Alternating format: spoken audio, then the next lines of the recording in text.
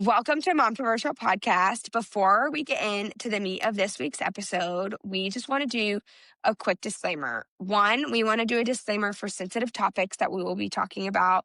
We're going to be talking about sensitive things like miscarriage and pre-delivery birth rates, things like circumcision, and just our opinions and thoughts on it, and a whole bunch of other controversial topics that we as moms need an open space to talk about. So if you're sensitive to any of these things, we just want to go ahead and put a warning in there for you. The second warning that we also want to go ahead and give is that we are not giving any medical advice, that this is just our opinions based off of our personal experience that we have encountered. But if you have any medical questions, at the end of the day, you need to go to your doctor and consult your doctor for those advice. Otherwise, let's get controversial. Welcome to Momtroversial, the podcast that dives headfirst into the beautiful chaos of motherhood and dishes on the stuff we wish we'd known and nobody tells you. I'm Leah, a scrunchy nurse writing the Hot Mess Express, here to remind you that it's fine, we're fine, and everything's fine. And unfortunately, our opinionated bestie, who's your designated woman in any bar fight, is sleeping and is missing this recording. So Alyssa is not here Love today. you. Love you. And I'm Tori, your mom of 3 who will absolutely hold your baby and your secrets. And today we are doing part 2 of our labor and delivery Q&A that you guys submitted. So if you missed part 1, feel free to go find it on the streaming platform you're listening to. It should be the one right before this. And we are continuing with the rest of the questions. We have about 7 that we're going to hit today. And yeah, so let's just dive into it. And one fun thing that I just want to share that Tori and I were just talking about before we started recording is our measure as mothers for doing hard things. We were literally just talking about how literally when life gets overwhelming and you feel like you can't handle it, we just tell ourselves, you gave birth. You brought a child into this world and you survived that. You can do anything, regardless of what type of your birth story was. And so that's your daily reminder. If you had a baby and you survived that, you can freaking do anything because you're Superwoman. So Yep, you got let's get into it. Before we get into the next question, I just want to do a trigger warning for some moms who may have sensitivity for the content we're going to talk about in this first viewer question. That being said, we're going to go into preterm birth and miscarriages statistics. I will have Ryan put in the comments at the bottom of this episode when we end this section if you want to skip forward to the next question. The very first question that I have written down from our listeners that we didn't hit yet, it's not really a question. It's kind of just somebody wanting us to just talk about and make known the statistics on preterm birth and miscarriages. And so I actually pulled up those stats. And I will read those off. And then, Tori, if you have any thoughts or anything you want to add on that, I'll go to you afterwards. So let's do a definition of preterm birth. And this is me coming from a medical background because a lot of people don't know what preterm birth truly is. So by medical standards, a preterm birth is earlier than 37 weeks. 37 weeks is considered term. 37 is early term. And then 38, 39, 40, 41 is term. Once you're 42 weeks, you're post dates.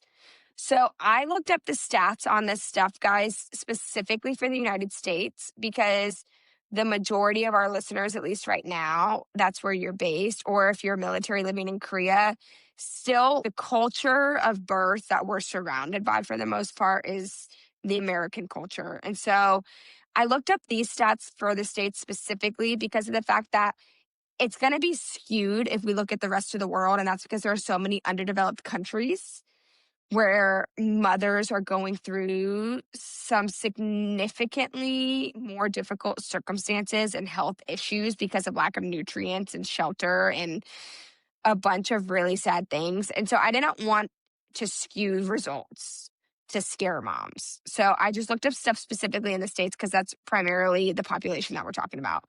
So as of 2023, it's roughly 10.4% of births are preterm births.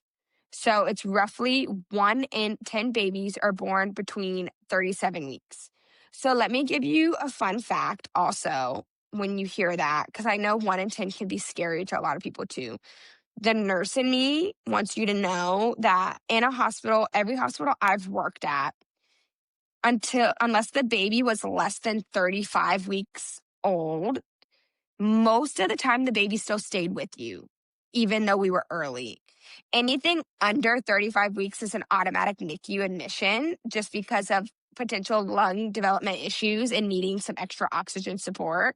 But most babies born after that mark, as long as they're transitioning fine and they're not having any difficulties breathing, usually get to stay with the mom. So even though I know that 1 in 10 is scary, that's just to give you a little bit more affirmation.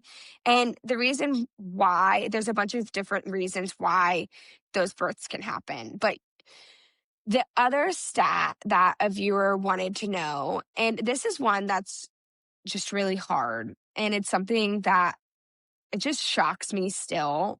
And I'm in the season of childbirth and childbearing and pregnancy, and I've been seeing a lot of this firsthand with a lot of my really good friends. But what is really shocking is that in the United States, 15 to 20% of clinically recognized pregnancies end in miscarriage, which is 1 in 5. 1 in 5. So it's not something that's talked about enough. If you look around the room filled with women, roughly every 1 in 5 of them will have had a miscarriage, whether you know about it or not. Another thing, and this is just the positive Polly in me, always wanting to view affirmation even with the hard, is the majority of those miscarriages happen before 12 weeks old. So the majority of those miscarriages are usually early on. And once you get to that 12-week mark, the rate or the risk of miscarriage significantly decreases. However, that being said, I have recently had, within the last couple of years, 3 good friends of mine walk through miscarriages. 2 of them around 10, 11 weeks, where they've had to go into the ER for a D&C, which is a dilation and curettage, which just means help passing the baby. And then I had another one who hers was earlier on, but she still had to go to the ER for blood loss. And these are 3 good friends of ours. And it just makes me so sad because it's so under talked about. Tori, what are your thoughts? I mean, I don't have a ton of thoughts about it other than just being really sad that it Yeah. happens. And, I think in at least the US culture, it seems like so much infertility is like unexplained and all of that. And we've kind of touched on this in our natural swaps episodes, like and how all Yeah. of the cleaning products, shampoo, conditioner, yada yada yada, like can really disrupt your hormones and can cause these like unexplained infertility, like and really mess up your hormones. And, that was the case personally with me. Now I have 3 children.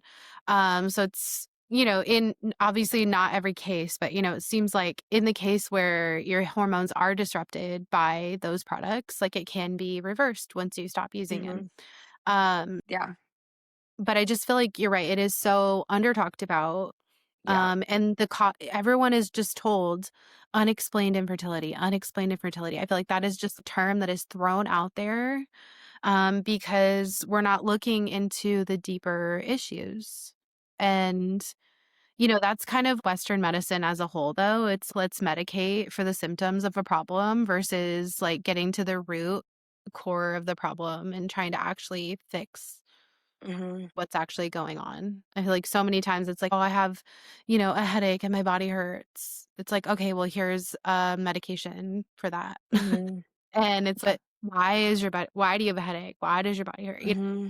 So I Hmm. think when it comes to the infertility and like the miscarriages and stuff like that, I feel like so many women um are kind of getting the shaft, honestly. Hmm. They're not, the obstetric and gynecological health is not putting in least not from my own personal experience, isn't putting in the Mhm. effort and the work to be, what's your lifestyle like? What Mhm. kind of products do you use? You know, that sort of thing. It's just, oh, unexplained. Let's go into fertility treatments. And that's really, the rest of that Yeah. is a tough road. Yeah.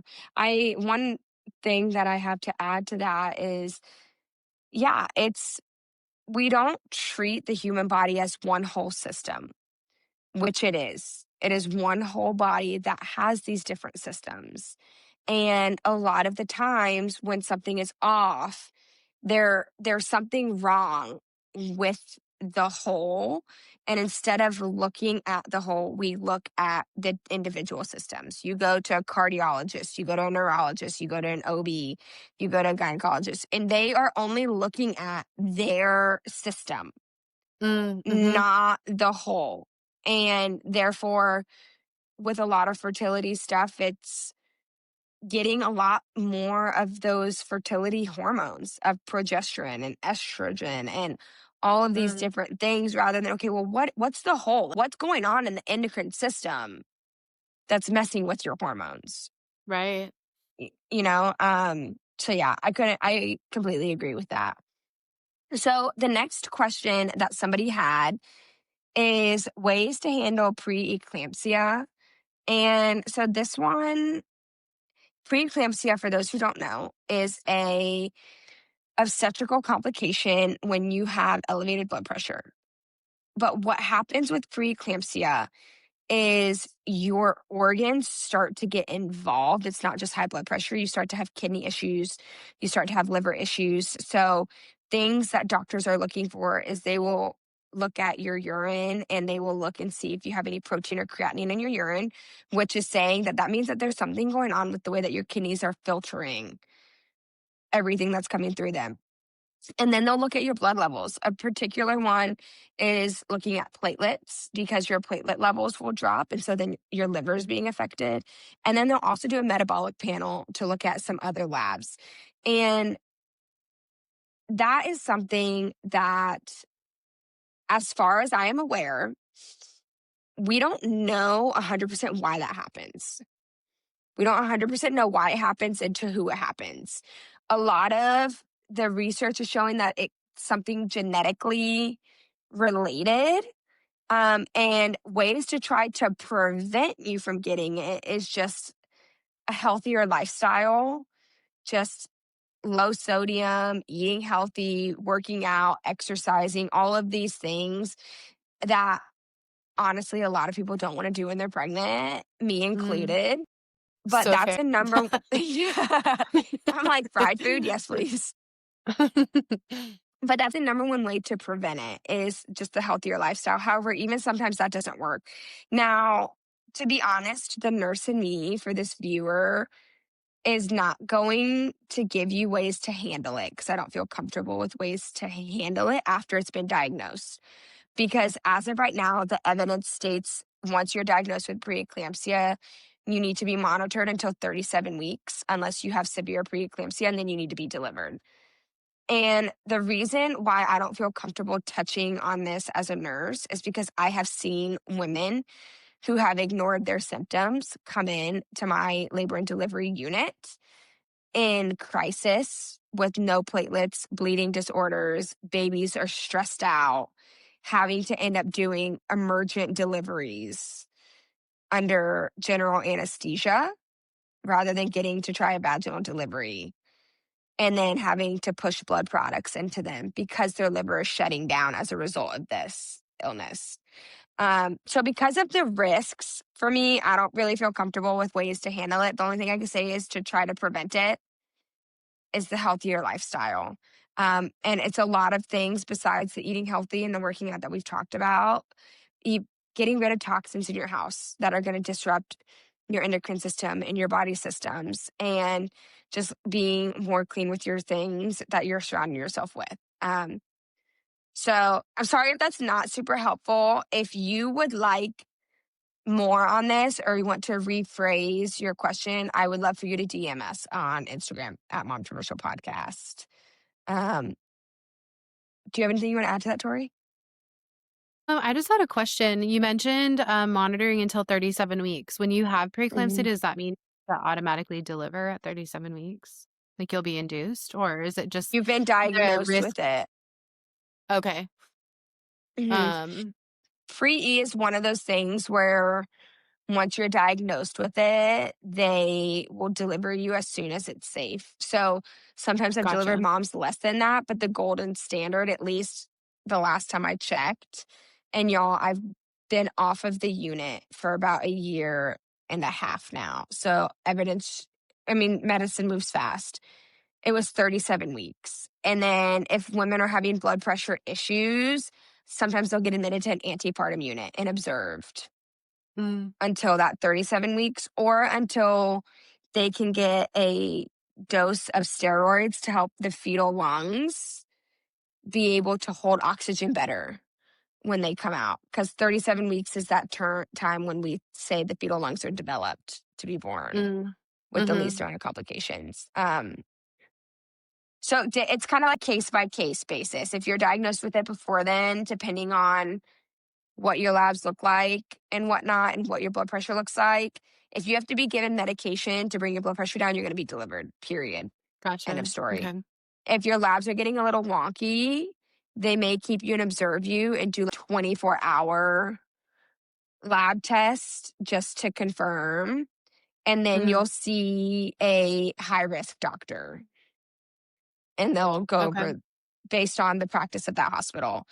Um, Another risk that comes with preeclampsia that I didn't mention is seizures. Preeclampsia turns to something called eclampsia, and you start seizing when you have pre. And so that's another risk, which I have seen that happen as well in the hospital. And so that's another reason why, like, I don't really play around with it. Um, yeah, it's something that can be scary, but these are all questions. And I pushed this last episode why you need to, things you need to ask your doctor at your first appointment. Mhm. Things you need to find out about their practice from day one before you're late on in your pregnancy to know how do they handle things, what are their rates, um, are they patient with blood pressures, or are they going to induce you the first sign of a high blood pressure, or are they going to do labs, things like that. So yeah, That was that was a informative. good question. Yeah, Thank it you. was. Yeah. Thank you. Thank Um, you. okay. The next question was, can ultrasounds harm your baby? Do Ooh, that you, one's controversial. okay, it is controversial. I did some research because I personally like don't have a preference. Like, I've done ultrasounds with all my babies and I don't care. And I would be okay with more. What are your thoughts on it from what you know? And then I will share what I researched and found. So my personal experience is that I've never like refused an ultrasound or anything like that. In my first pregnancy, in American, so I've had an American pregnancy, a German pregnancy, and a Korean pregnancy, an American Korean hybrid pregnancy. So it's been different every time. Hello, beautiful. What's up, Welcome to the girl? chat. Our American mama who experienced fallback Bro, today and forgot to I reset woke her up, I was like, clock. wow, it's so light outside.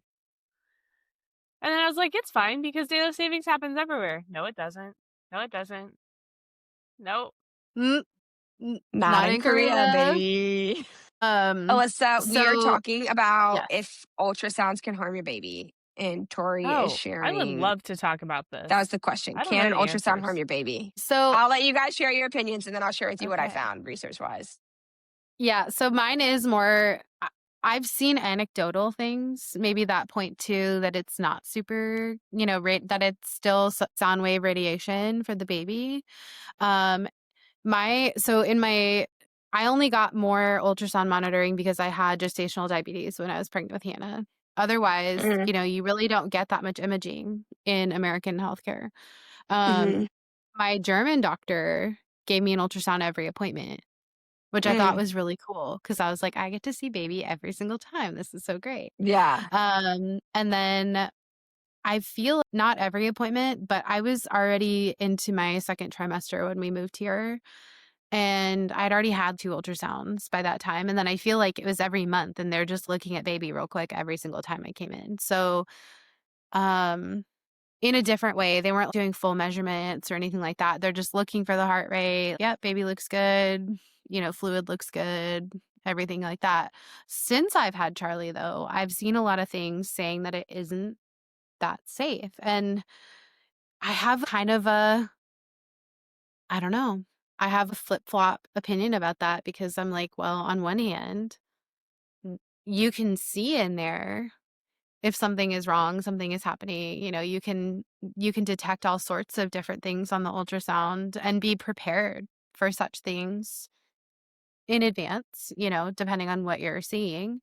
It can also be like wildly inaccurate. So it's in some cases I feel like it causes more anxiety or more harm, not harm, but like might cause low key more More harm than good interventions than are sometimes. necessary. Yes, thank you.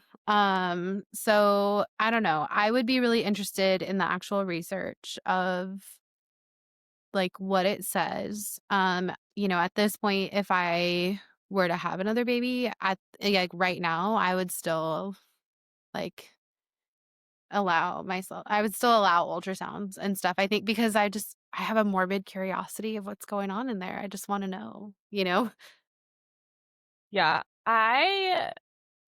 Alyssa, Well, what do with you think? Reagan, I didn't get a lot of ultrasounds until I got diagnosed with cholestasis, and then I was high risk, and then I got one weekly, until she was born.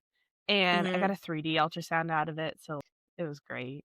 That, Nice. military doctors would never ever give you or even have the capability for.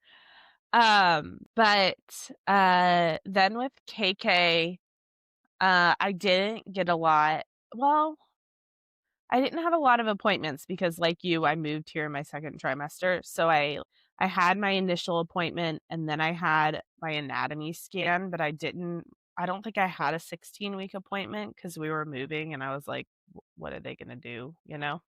Mhm. Um and Mhm. then I had the anatomy scan for 20 weeks and then I was there for my 24-week appointment. Or maybe I had my 24-week appointment in Virginia, one of the two. And then I had the same experience at BDAC where it was the fastest thing ever, and I'm not even positive they could hear the heartbeat or see the heartbeat, but they did an ultrasound.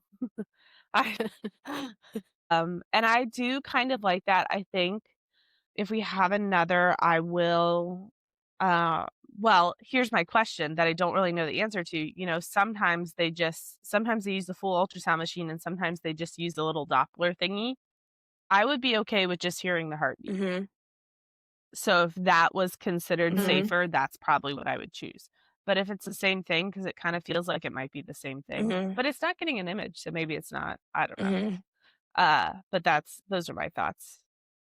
It's just the Doppler doesn't Yeah. provide you imaging on it, but it's still picking up the sound wave and the electric signal of the Yeah. fetal heart rate versus an ultrasound uses sound waves. It's not Is radiation. the fetal Doppler radiation? That then is Oh, no, okay. it's I just sound was like, waves. whoa. No, yeah, they're both just sound. They're both just picking up sound waves, but with the ultrasound, and I have some of the research I was looking up on that describes it way more eloquently than I can.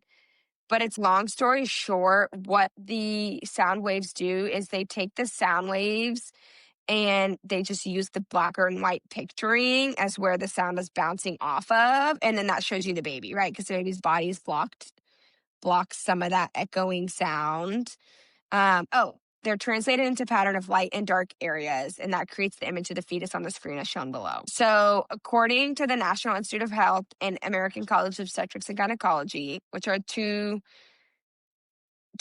places that I trust ACOG for sure. Um, Sometimes I've sketched out on any other large organizations because the CDC burned us during COVID. But Yep. every other place I've looked, for the most part, says that they are safe. There is one page that I found where it talks about some of the risks. So this is called AIUM.org.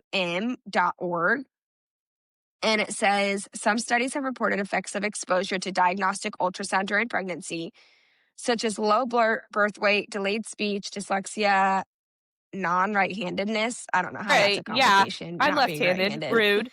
Other studies. Hey. Too many Obviously, your mom ultrasounds got for too you. many Probably. ultrasounds. Yeah.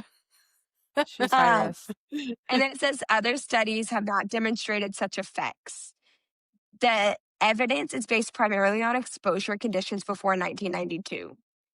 And before 1992, what the ultrasounds, the acoustic limits of ultrasounds were substantially increased for fetal obstetric applications. Long story short, it seems like a lot of that evidence comes from studies they did on old technology, not the current types of machines that they use now.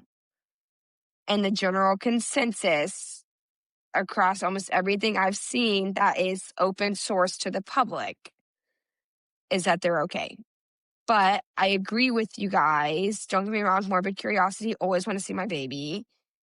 There is something to be said about not doing things that are unnecessary Sure. because of the risks that come with just, for example, you don't necessarily need an ultrasound once you get past that 28 to 32 weeks of pregnant and you've done the growth scan, a baby's still growing fine.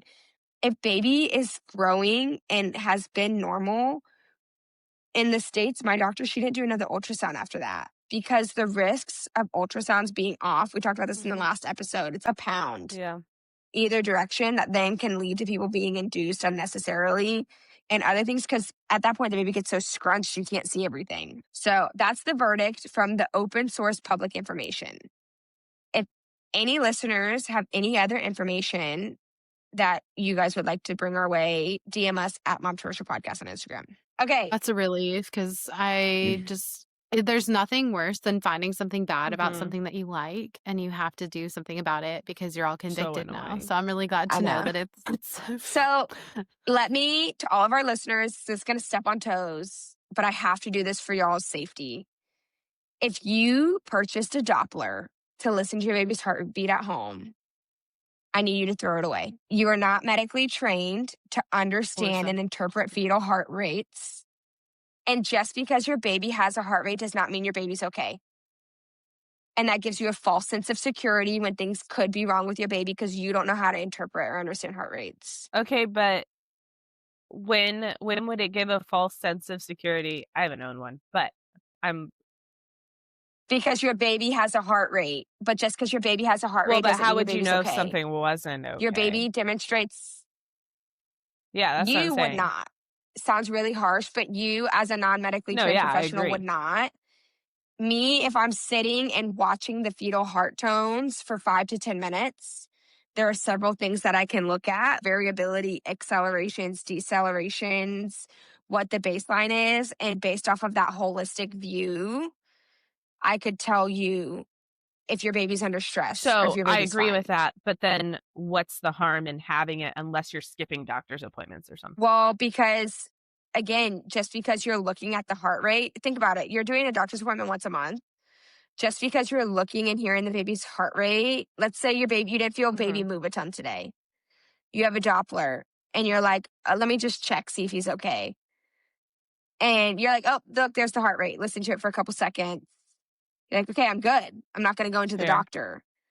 But what you don't know there is that heart rate could be absent variability or minimal variability with no accelerations. And that's a sign of a baby that's distressed and needs to receive care right now. But because of you using that as a measure to determine fetal well-being instead of going into the doctor when you have decreased fetal movement, by the time that you have no fetal movement, that so baby's maybe gone. just don't consider it a confirmation that everything's okay. It's not a... Yeah. Yeah. If you want to listen to it because it makes you feel good because you're like, hey, baby, well, I know that's fine. But don't use it as something to determine, to make you feel like your baby's okay. Because if you don't know how to interpret that heart rate, it's just not safe. That's just the nurse in me. I will never own one. I will never get one for my friends. And I don't promote it. And the reason why is because I have taken care of women who have had them and come in and had a stillborn. but they thought everything was fine because they had a Doppler So at home. if you have other indications that something might not be okay, go see your doctor about it. But I just know a lot of women who maybe have had stillborns that use it as an anxiety reliever. You know, there might not be anything wrong. They're just sitting there wondering, or might not feel like anything's off, but like, oh my gosh, you know? So I understand where you're coming from, but I was just trying to flesh that out a little more for people who might say, heck no, I'm keeping mine. Yeah. I would also just talk to you can always ask your doctor too. If you have a doctor who you trust, take it up with them. That's just the nurse Leah's opinion and something I'm If you upset have a about. doctor who you trust, let us know who it is, because what are those? Yeah. Literally. Kelly Morales in San All Antonio, right. Texas. Willow OBGYN. She's the freaking bomb.com. She's the best. She's the best. She's the perfect blend between holistic, but also in the case of an emergency, can get your Love baby it. delivered and is calm, cool, and collected in the process. She's one of the only doctors who does breech deliveries in What nice. Chillax. She says that everyone thinks she's this wild cowboy because she does that stuff. And she's like, no, I just do what the evidence says. I'm like, Kelly. Imagine that, doing what the evidence says. Anyway, yeah, I love her. Why is that Okay, not next commonplace? one. Stupid. CYA. No, we talked about this last time. CYA. People are scared. Know. CYA. I just hate it. I hate it. I know. But to be honest, if your doctor's never done a breech delivery, I don't want you delivering my baby. That is You fair. know. Yeah. Okay, this one's hot and heavy. You guys ready for this one? Yep. Bring it. Circumcision. The listener did not elaborate on this. All they just said was circumcision. So I'm gonna say circumcision. Are you pro or against it? And we will end with Alyssa, who has not yet But had I a have boy. thoughts. And we'll start with Tori. I know you do, but I'm gonna actually no. Let's start with Tori. Let's start with Alyssa because she doesn't have a boy, and then we'll end with the boy moms. We'll go to Tori, and then I'll end. My opinion on it, this was something when we didn't know what Reagan was. We kind of found out about KK too quick, but what we didn't know about Reagan was I went to Ryan and I was like, listen, some people do it, some people don't. You've got the parts, you figure it out. And then we started researching it together, though, just because I wanted to understand it. And I was like, oh no, I don't want to do this. But I told him it was his decision. And he decided that it wasn't something he wanted to do either. And so my reasoning is two-part. The biggest part of it is biblical. So if you're not a Christian, this probably doesn't matter to you. But if you're not a Christian, circumcision probably doesn't matter to you. So the first, I don't know, moral feels strong. But the non-biblical side of it is, don't you ever come near my areas with that kind of intent. So why the heck would I want you to come near my sons? That's my first thought. Like so then Okay. My next thing is there's, the reasoning that at least my mother-in-law to give is, well, it helps with UTIs. Boys have a bajillion UTIs if they don't get circumcised. Okay. Again, that's from the 70s, 80s, 90s research. It's a really small amount and it's been debunked. No, they don't. They just don't. First of all, you clean it until you teach them to clean it. And then you just teach them to clean it again, like you would teach a girl. Okay. But my biggest conviction personally is when Paul is talking to, Paul is tasked with bringing the gospel to the Gentiles. And a lot of Jews who didn't want this change were trying to tell the Gentiles that they all need to be circumcised because Jews had to get circumcised. And Paul takes this and just demolishes it, and not just says that they don't have to be circumcised from what from my understanding, he says, no, it's not part of the law anymore. It is not something you should be doing. That is my opinion. So it says, listen, I, Paul, tell you this. If you are counting on circumcision to make you right with God, then Christ will be of no benefit for you. So if you are not circumcising for physical reasons and you're circumcising for biblical reasons, you shouldn't be. There is no biblical reason, according to Paul. I, Paul, say to you that if you accept circumcision, Christ will be of no advantage to you. So that was just two different versions of Galatians 5:2. And then there's more, but I didn't prepare because, Corinthians 7:18 and 19. Because, I woke up late and all that such. Ooh, King James Version. Circumcision is nothing, uncircumcision is nothing, but the keeping of the commandments of God is what matters. So I think Galatians kind of gives the best, if you're looking for one verse, Galatians 2, 4, 5, 2, Galatians 5, 2.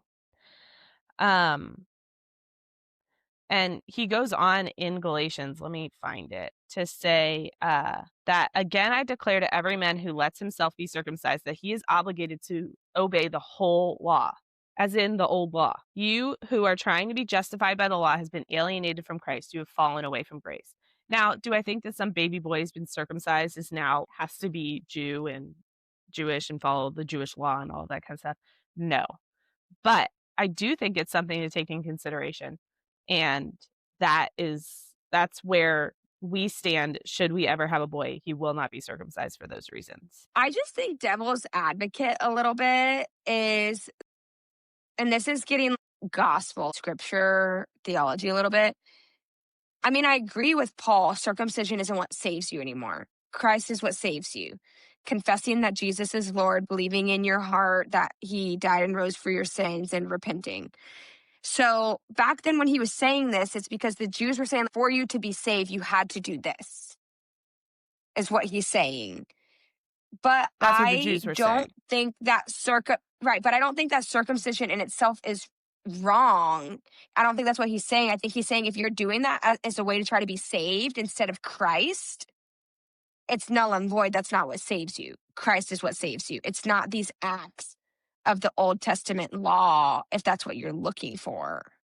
But I don't think he's saying it's wrong, because he also says in other parts of the Bible, which I have to find it, as a Jew, if you don't want to eat pork still, don't eat pork still. If you don't want to drink, don't drink. And as brothers and sisters, we just need to not be a stumbling block to them, So I don't necessarily feel like he's saying that circumcision is wrong now. He's just saying circumcision as a means of salvation is wrong, and it's null and it's void. I do think he is saying it's wrong now, because here's my question to you. If you are circumcising, why are you circumcising? I am not a boy, and I have the same mindset of I don't have a penis, and I'm not going to be in a locker room with other boys with penises, and I'm not going to deal with that. So for me, it's whatever makes my husband feel comfortable. And because he's the man and he's had to grow up being a man in this world, not me. And so it's whatever makes him feel comfortable and wants him to be comfortable and confident and help our son to do that as well. So I'm not circumcising for, I guess I would say, necessarily a biblical or non-biblical reason. To me, it was Travis's Travis wants to or reasoning not. more than your reasoning. That's so reasonable. But I don't think it's wrong either. Some people have said, and this is where I differ from the holistic community, they say that it's literally butchering your child. Yeah, kind of agree. And I would beg to differ, because God ordained his people to do that in the Old Testament. He called his people to be set apart like this. So how are we going to say that something that God ordained all of his people to do in the Old Testament is this wrong, gruesome, brutal thing when we know that we have a good God? Circumcision came out of sin. Circumcision exists because God's people had to be set apart because of sin, and because they were his people. again, because of sin. And so when Jesus came and Jesus died, Jesus wiped away all of those requirements. And so it's not that God required something brutal. It's that God required, again, we don't know what happens to all the people in the Old Testament who died before Jesus came and that kind of thing. But I think it has something to do with the fact that God required his people to be set apart due to sin nature and the fact that there was no solution until Jesus came. But I don't think it's through a brutal means. I don't think it's through a butchering yourself means, because where else in the Bible does he call his people to do something that is mutilating themselves? Those are other religions. That's not Christianity. I still think it was a product of sin nature. I mean, I agree with you. I think the majority of Or else why would the it not be world necessary? and how we are. Why would it not be necessary now? I agree with you, but I'm not saying what the product is. I'm saying I don't think that it's mutilating, because I don't believe that something God ordained is this awful mutilating thing he would call us to do to ourselves, because he tells us that our body is a temple and that's where the spirit is to live, and we treat it like a temple. Jesus So says why would that, he also I call you to believe. mutilate your Bible? Jesus is God. Well, yes, but He's God the Son. it's the timing. It's the timing. Jesus said that as Jesus was about to save everyone and give everyone another avenue. I don't necessarily not believe that your God was or that your body's not a temple in the Old Testament, but I do think timing does have some bearing on it. So you think that our God would call us to mutilate ourselves for him and to do this awful thing for him? He's God. Who am I to say what is wrong or right? You know, like Jews had to set themselves apart before Jesus came. There was not a path of humans' own making. Before Jesus came, there was not a path to God. If God is going to give you some other path to him before that or something, then yeah, it might suck, but it's because of us. It's because of our sin nature. That's the only reason that exists. But that's not answering the question. Do you think our God would call us to do something that would harm ourselves, when he literally gives us all of these ways to sacrifice other animals and other things for our sin pre-Jesus to cleanse us instead of ourselves? Yes, I do, because I do think that circumcision is harm, whether or not it's ordained by God or it hurts either way. It's harm. It is literally carving up your body. That's just fact, It is what it is. And God asked them to do it, so yes. And Okay. I think he I think we took just have to away. agree to disagree. Yeah, I'm sure. I I had the conversation with my dad the other day, just because my dad's Oh my gosh, don't ask me to have a conversation with my dad about this stuff. Absolutely freaking not. my He dad doesn't agree to disagree. my dad is really he's a decent arguer, and he also, it's where I get it from. He has fun arguing about things. So we can talk about pretty much anything and just have a good time, and just at the end be like, okay, well, you're wrong. He's like, well, I think you're wrong. So Yeah, my dad doesn't. He gets heated until you say and confess he's right. But we totally just steamrolled Tori. So, Tori, you have two boys. I'd love to know your thoughts. No, I was really just intrigued watching you guys. I wish I had a little bowl of popcorn to be sitting here. Like, I'm just wondering how this is going to play out, I feel because like you were this both is so the first passionate time that we've about your. really disagreed about something. I know, truly. Hence the popcorn. So yeah, no, I think this is part of Momtroversial, right? This whole, and we do align on most things, but that does not mean we're going to align on everything. And it's really healthy. It's really healthy to disagree. And I think you guys did it really respectfully, and I don't know, it's fun to watch. Yes, go team. So I will say it's definitely something that I handed over to my husband as well. I think if it were personally up to me, I didn't have a husband, or he was like, do whatever you want, I don't care, then I would have chosen not to. And I think that's not due to any biblical reason. It's really just the feelings that I had when both of my sons were being circumcised. And it was my mama heart felt really pained by it. And I was crying the whole time. And I was like, are you sure this is the right thing? You know, I'm sitting here questioning while also still allowing my husband to be in charge of that decision, you know, or I guess submitting to Mhm. my husband and his decision because, you know, I like what Leah said, I don't have those parts. I don't know what it's like to be a man. And I don't, you know, I can have an opinion, of course. And I can do my own research and all that. But at the end of the day, biologically, I'm not a male. And so I do not know what it's, and Mhm. so, you know, I did ask my husband for his reasoning and he, you know, he said, you know, hygienically, it's better. And, you know, he had biblical reasons as well. And this was, you know, before John was born, we obviously had these conversations. And, you know, when, I didn't, I kind of joked about it when and you found out Charlie was a boy. I was like, oh man, dang it.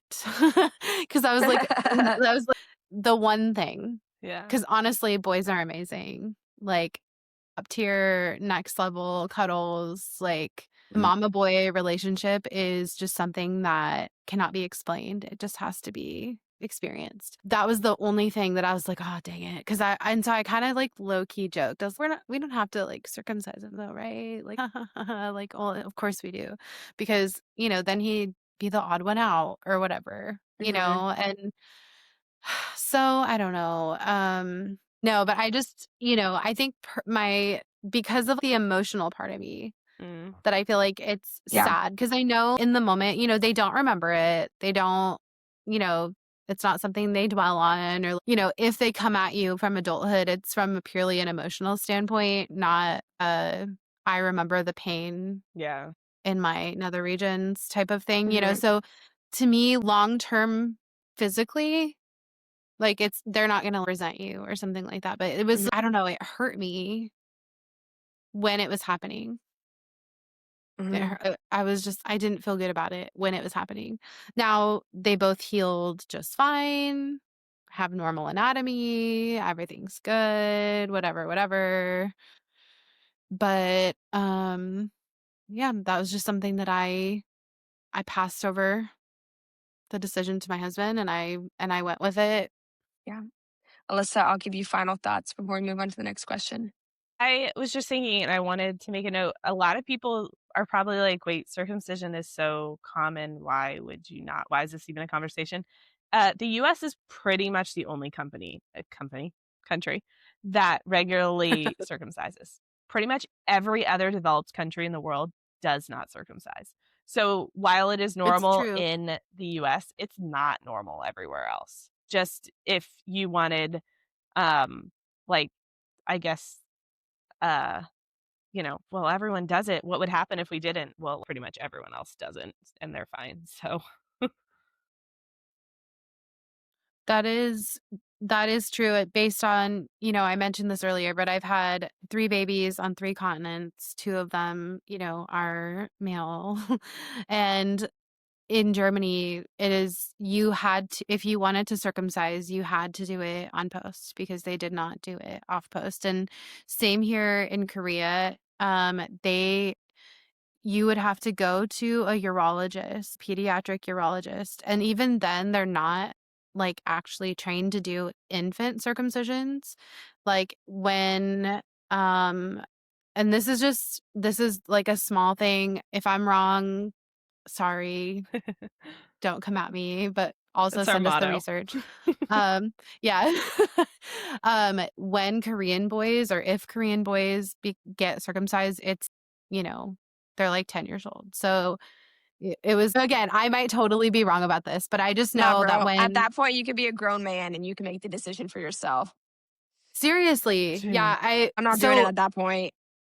okay, I will say I knew someone who was very staunchly against circumcision, did not circumcise their son, and their sons sorry to be graphic, but their son's penis grew together, and he had to be circumcised surgically under general anesthesia at 7 years old because of this. And that was a little bit terrifying to hear. And so I was okay, at least I have seen that. It's a teeny statistic. So can I just devil's advocate real quick and move on to the next one? And it's just because of the fact that you just said teeny statistic for something that you feel convicted about.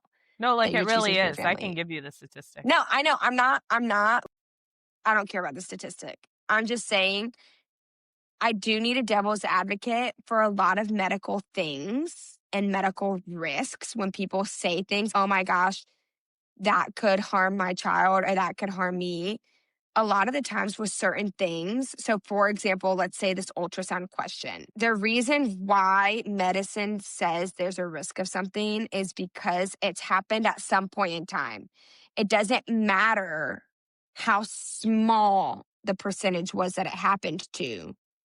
Legally, in the United States, because we are so happy, we have to disclose to you that this happened once, which means it's a risk. And so the only reason why I'm saying that is I just guess because the nurse in me giggled when you were like, oh, that's a teeny risk.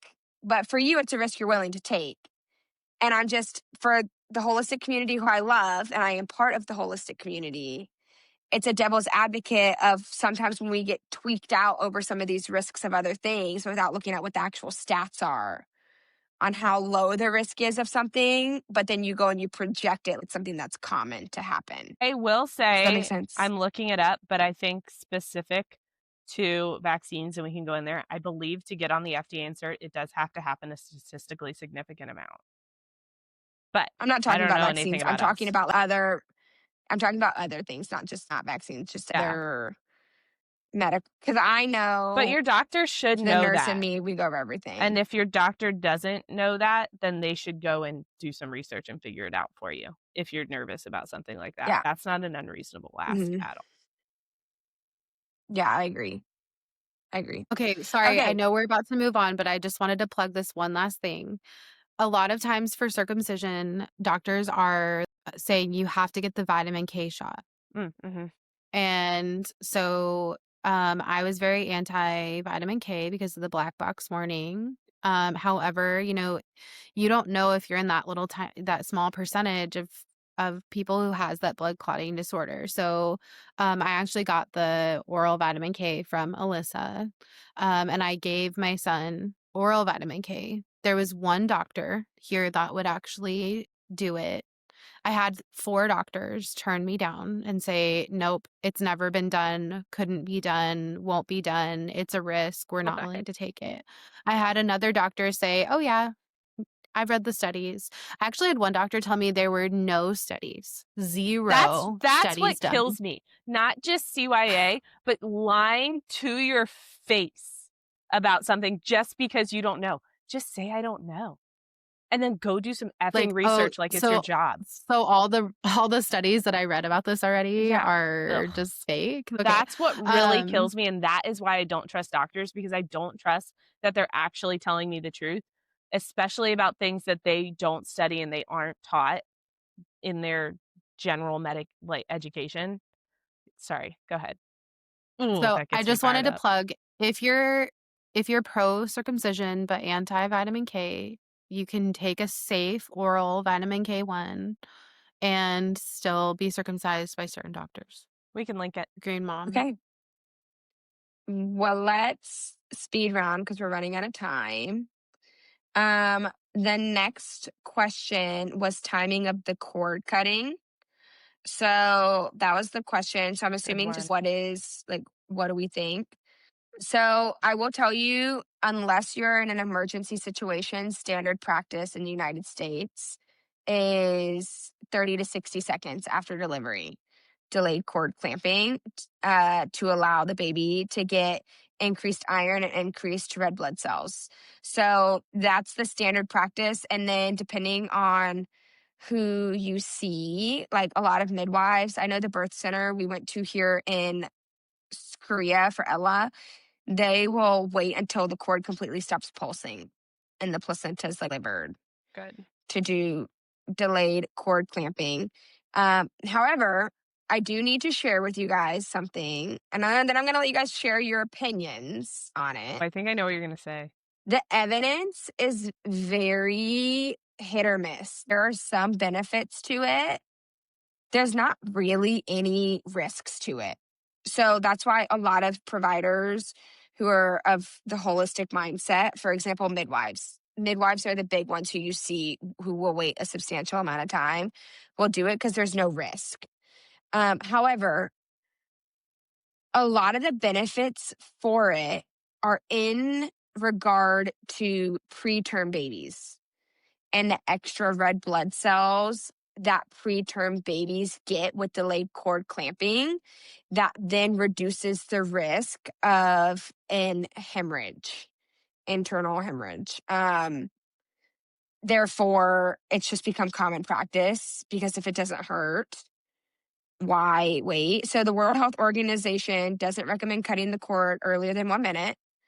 The American College of Obstetrics and Gynecology doesn't have a recommendation one way or the other, but they state that evidence supports waiting 30 to 60 seconds in preterm infants. And as we discussed earlier in this episode, preterm is less than 37 weeks.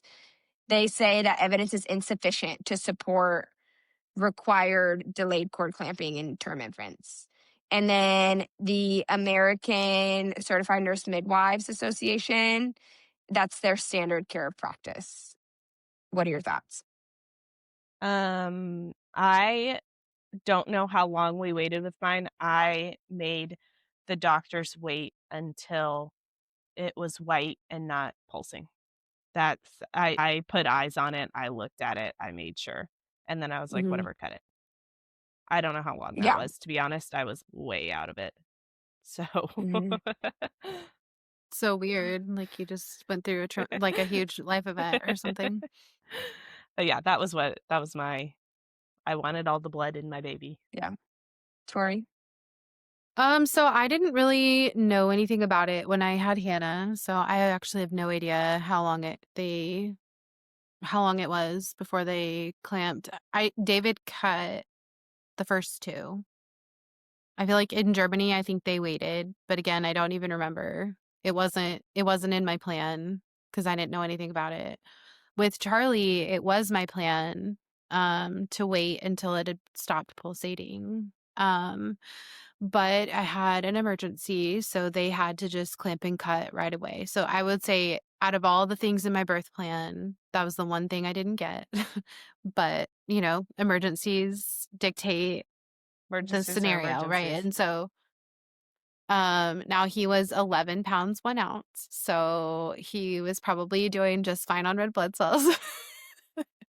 The one thing I've heard though is stem cells. The stem cells that are in the cord can be that is an additional benefit so I would be curious. Maybe we can find some research and post it, but yeah, I would just be curious about that. Okay. The stem cells, as far as I know, research-wise, for the baby at the time is not huge, but we do this thing called cord blood banking that parents can elect to do where they will take cord blood at time of delivery, and it's pretty amazing to watch actually, and then it sends it to a facility that will hold on to it. So if you need the stem cells from the blood, if you have a risk of autoimmune genetic weird disorders, that they could use that blood to get stem cells to help you with those things. So that, as far as from the medical perspective that I have, that's the only significant thing that they really do with that, but you have to pay for that. So it's a Shocker. private thing. I know. But as far as for the actual baby, as far as for the baby, the biggest benefit is the increased iron and the increased red blood cells that they get and the decreased risk of internal hemorrhaging because of the increased red blood cells. Okay. I'm going to be a menace real quick. Do you want to hear a totally unhinged conspiracy theory that I just came up with? Yeah. Yes, What I if? love your conspiracy theories. I have no evidence, nothing. I need to make that clear. I literally just came up with it in the last 10 seconds. What if all the evidence suggests that you should clamp after 60 seconds is because they want to take those stem cells and use them for research if you're not cord breaking, and then it's free research. They don't do that. They throw away the placentas, and I've seen where they throw them, and I've seen the dumpster in the trash. Debunked. Sorry. But that would be a really good theory, though.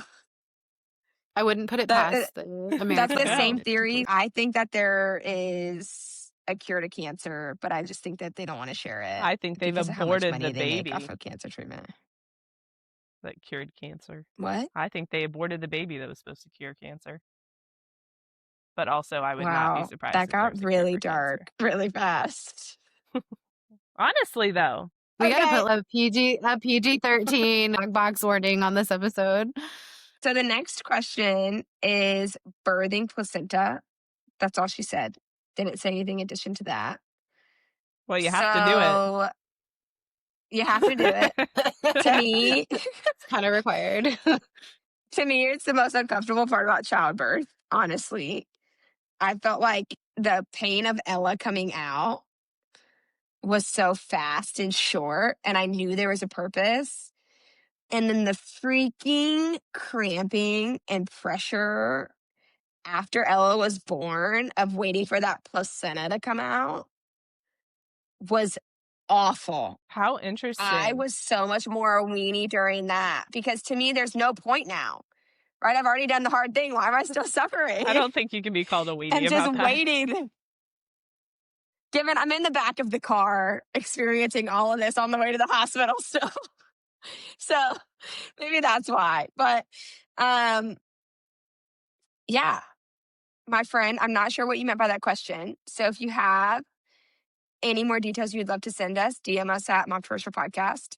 Do you guys have any thoughts on birthing the placenta besides you have to do it? Some people eat it. I think that's gross.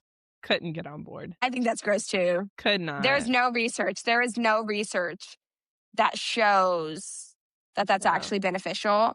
If anything, there is research that shows it can cause harm, especially if you had an infection whenever you were in labor, and then you basically want to eat the placenta and you eat the infection, and then it comes through in your body in your breast milk. Yeah.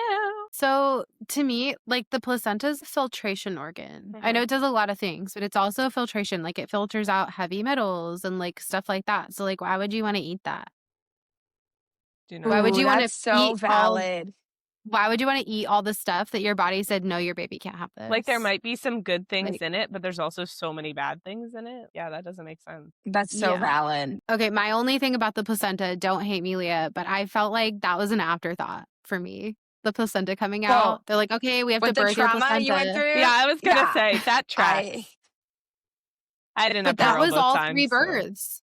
So That was all 3 of my births where the placenta was an afterthought. It was, they were like, okay, we got to birth this placenta now. And I'm like, I literally don't even care. I didn't see it with Kennedy, but I couldn't saw care my less. placenta with Reagan. I have a picture of it. It was nasty. With my So, epidural, I've I didn't seen care mine either. Yeah, the epidural. I didn't. I maybe felt some pressure, maybe, but I don't even think I did, because I think they turned it off after So- I had the baby. with John, I had a failed epidural. So I still was feeling everything. And then with Charlie, obviously, I had literally nothing. So I felt everything. But this is, again, little trigger warning. It's kind of gross. But it just seemed like it slid out. It was just, I didn't have to push. That's for It was sure. just- No one was yeah, it pushed. was just kind of like a, Yeah.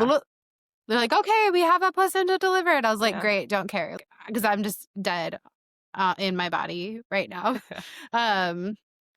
So, yeah, To I don't know. Declan, I felt like I didn't care. It was with Ella. Probably because you were in possibly possibly the most uncomfortable position and area and Bro, it general was bad. location than you could I possibly couldn't be. move. Yeah. And there was no way for the placenta to come out until they got me out of the car. It came out as soon as I got out of the car, and then I was fine. Yeah, Just I would stand up and say it falls that would down. be a location situation, and you have all the excuses, to be honest. Yeah, Facts. thank you. Yeah. Wow, you guys are so validating. Gotcha. We love Okay, you. last one, and then we need to wrap it up for time's sake. Somebody wanted us to just talk about the hormonal depletion postpartum. Mm. So one of the things that I pulled up is I wanted to read off postpartum hormones week by week and what your hormones look like postpartum. So fun fact, it takes a year.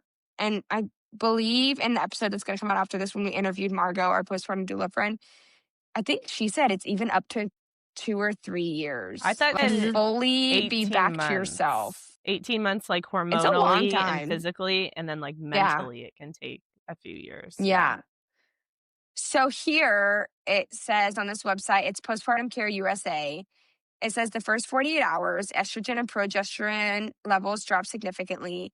Your first 2 weeks, your oxytocin and your prolactin levels rise, especially if you're breastfeeding. 6 weeks, your body starts to stabilize a little bit, even though your hormone levels are lower than they were during pregnancy. So the reason why you're in this huge depletion postpartum is because you have this huge surge of hormones while you're pregnant to sustain this pregnancy. And so then whenever you deliver, you have this huge drop in your hormones that were already significantly high. And now they're significantly low, even than the baseline. 3 to 6 months, your estrogen and progesterone begin to regulate. And that's why this is when some women may start to get periods back. And then up Me. to 1 year postpartum, hormonal shifts will continue, particularly if you're breastfeeding or under significant stress. And so, because of this hormonal depletion, this is what causes baby blues. And this is what can cause postpartum depression as well. Some of the symptoms of these things are the mood swings we feel. You're not crazy. The fatigue, even after you sleep. It's not just you. The brain fog. Mom brain's really a thing. Mhm. Weight fluctuations, hair thinning or excessive shedding, low libido or vaginal dryness. Some may say it's like the Sahara Desert down there. Sleep disturbances, even when the baby sleeps. That's me, literally. That's been my life the last 15 months. And then irregular or absent menstrual cycles. And so, one thing, and this is going to be the last thing I'll read, and then I would love to get your guys' thoughts on this. I just want to give listeners a quick little overview on what these hormones are. So, estrogen plays a role in your mood stability, energy, and reproductive health. Progesterone is known as your calming hormone, so this regulates sleep and stress. Oxytocin and prolactin, these help with bonding and breastfeeding, but with the imbalances of your estrogen and progesterone, that can impact their effectiveness, which can cause stress and difficulty nursing. So that makes a lot of sense why Mhm. we feel some of the Yeah. things we do when you know what those hormones do.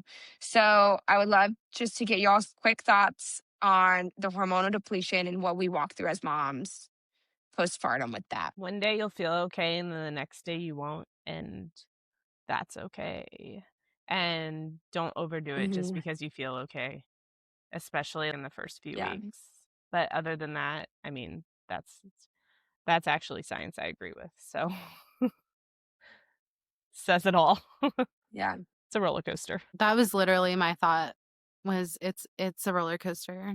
You know, Mhm. I'm still breastfeeding Charlie. He's almost 20 months. And I still feel some of those things. I still feel like I have some brain fog some days, and it's very up and down though. And I got cycles back around like just before a year, but they've been so irregular, and I know it's because I'm still breastfeeding. And I Mhm. feel like I have this up and down, up and down, up and down. And I have been thinking about weaning him because of these things. I'm a mother of 3. This is really tough. Like, to even when I Mhm. get full night's sleep, to wake up and just feel still so depleted. It's the hormones. Mhm.